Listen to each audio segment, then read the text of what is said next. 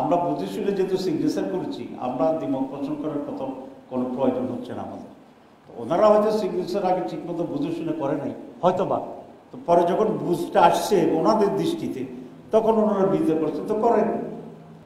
এখন বাস্তবায়ন প্রক্রিয়া গিয়ে আবার সেখানে নতুন আলোচনা হয়েছে, কমিটিরা করেছেন, ওনারা কিছু বলেননি।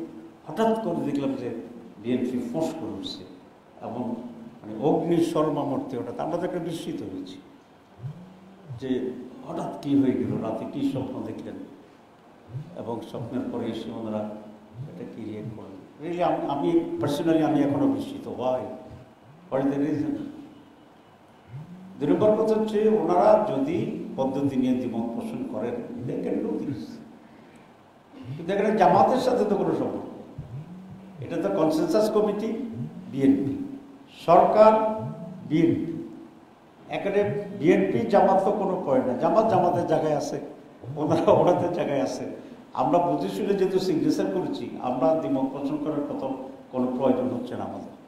ওনারা হয়তো সিগনেচার আগে ঠিকমতো বুঝে শুনে করে নাই হয়তো বা, তো পরে যখন বুঝটা আসছে ওনাদের দৃষ্টিতে তখন ওনারা বিরোধিতা করছে, তো করেন।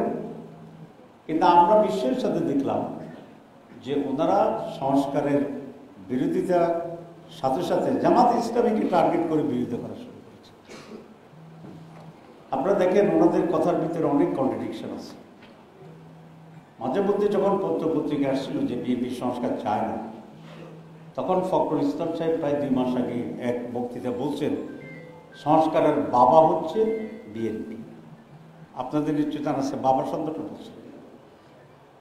এরকম যদি বহু কিছুর বাবা হইতে চায়, সন্তানের বাবা, সংস্কারের বাবা, আমাদের তো কোনো আপত্তি নেই। বাবার দায়িত্ব পালন করতে পারলে উনি অনেকজনের বাবাই হতে পারে। একদিকে সেক্রেটারি জেনারেল বলছেন সংস্কারের বাবা বিএনপি। 2 দিন আগে ওনাদের আরেক নেতা, প্রাক্তন বেসামরিক ব্যক্তি, সামরিক ব্যক্তি আপনি জানেন, উনি বলছেন সংস্কারের কোনো প্রয়োজন নেই। পত্রিকা দেখছেন না? আচ্ছা, আমি সব পত্রিকার কাটিং আনছি, ওনাদের বক্তব্য, এটা আমার মনে হয় পত্রিকা যেগুলো আসছে। তাহলে একজন বললেন যে সংস্কারের বাবা বিএনপি, আরেকজন বলছে সংস্কার দরকার নেই। এখন আমরা কোনটাকে বিশ্বাস করি?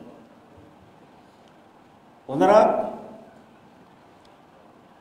বললেন যে জামাত ইসলামী কি করছে, মিথ্যা বলে জনগণকে বিভ্রান্ত করছে। এখন কোনটা আমরা মিথ্যা কথা বললাম, এই কথাটা তো আমাদের জানার একটা অধিকার আছে। আপনারা যেহেতু আমরাই মিথ্যা বলতেছে, তাহলে কোনটা মিথ্যা বললাম এই কথা আমাদের জানার অধিকার আছে। আমি ফখরুল সাহেবকে অনুরোধ করব, উনি আগামীকালের ভিতরে বা ওনার সময় মতো জামাত ইসলাম কোন কোন পয়েন্টে মিথ্যা বলছে এটা জাতির কাছে পরিষ্কার করবে।